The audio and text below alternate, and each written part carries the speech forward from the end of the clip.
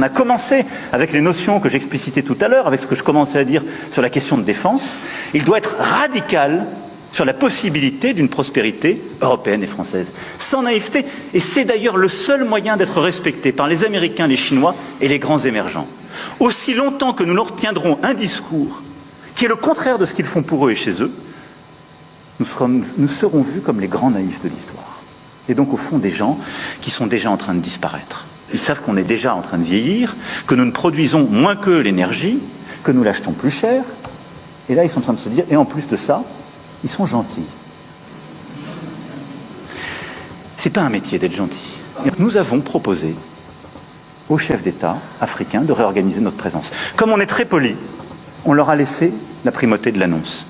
Mais vous ne vous trompez pas, c'est nous qui l'avons... Et parfois il a fallu y pousser. Mais pas parce qu'on est poli, correct et qu'on se réorganise nous-mêmes, qu'il faudrait que ce soit retourné contre nous en disant ils sont chassés d'Afrique. Je peux vous dire que dans bien de ces pays, on ne voulait pas enlever l'armée française ou même la réorganiser. Mais on l'a assumé ensemble. C'est ça le partenariat. Et donc oui, nous sommes en train d'ouvrir un partenariat de sécurité et de défense nouveau, où on aura des bases stratégiques. Djibouti en fait partie, c'est pourquoi elle est d'une toute autre nature. Je l'évoquais devant nos militaires, elle sera pérenne, stable, parce qu'elle est régionale. Et on va demander à nos partenaires de savoir exprimer leurs besoins en termes de défense. Mais on va faire plus de formation, plus d'équipements, plus de renseignements, plus de contrats aussi dans la durée de défense. On va qualifier la menace avec eux.